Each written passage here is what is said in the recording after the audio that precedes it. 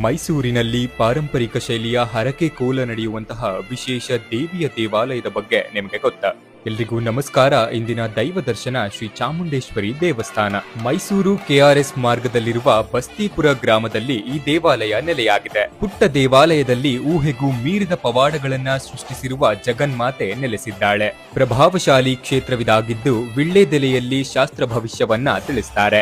ವಿವಾಹ, ಆರೋಗ್ಯ, ಮಾಟ ಮಂತ್ರದಂತಹ ಸಮಸ್ಯೆಯ ಪರಿಹಾರವನ್ನ ತಾಯಿ ಸಂಕಲ್ಪ ಸೇವೆಯಿಂದ ಬಗೆಹರಿಸ್ತಾಳೆ. ವಿಶೇಷವೆಂದರೆ ಉಗ್ರರೂಪಿ ಗುಳಿಗಸ್ವಾಮಿ ಹಾಗೆ ಶಾಸ್ತಪ್ಪ ಸ್ವಾಮಿಯ ಪೀಠಗಳ ಆರಾಧನೆಯೂ ಜರುಗತ್ತೆ. ಈ ದೈವಗಳ ಆರಾಧನೆ ಪಾರಂಪರಿಕ ವಿಧಿವಿಧಾನಗಳ ಮೂಲಕವೇ ಮೈ ರೋಮಾಂಚನವಾಗುವಂತೆ ನಡೆಯುತ್ತೆ. ಎಷ್ಟೋ ವರ್ಷಗಳ ಕಠಿಣ ಸಮಸ್ಯೆಗಳು ಕೂಡ ಈ ಕ್ಷೇತ್ರದ ಮಹಿಮೆಯಿಂದ ಪರಿಹಾರವಾಗಿದೆ ಅಂತ ಅನೇಕರು ಹೇಳ್ತಾರೆ. ಮೈಸೂರು ಭಾಗದಲ್ಲಿ ಈ ರೀತಿಯ ಕೋಲ ಸೇವೆ ನಡೆಯುವಂತಹ ಚಾಮುಂಡಿ ದೇವಾಲಯ ಬಹುಶಃ ಇದೊಂದೇ ಆಗಿದೆ. ಎಷ್ಟೋ ಸಮಸ್ಯೆಗಳನ್ನ ಹೊತ್ತು ತನ್ನನ್ನ ಬೇಡಿ ಬರುವಂತಹ ಭಕ್ತರನ್ನ ಸಲಹಿದ್ದಾಳೆ ಈ ಮಹಾಶಕ್ತಿ.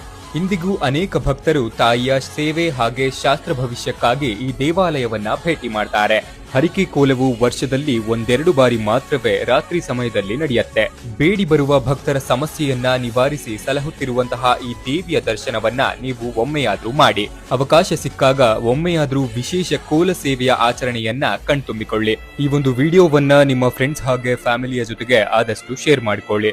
ಇದೇ ರೀತಿಯ ಹೆಚ್ಚಿನ ಮಾಹಿತಿಗಾಗಿ ನನ್ನ ಪೇಜನ್ನ ಮರೀದೆ ಫಾಲೋ ಮಾಡಿ.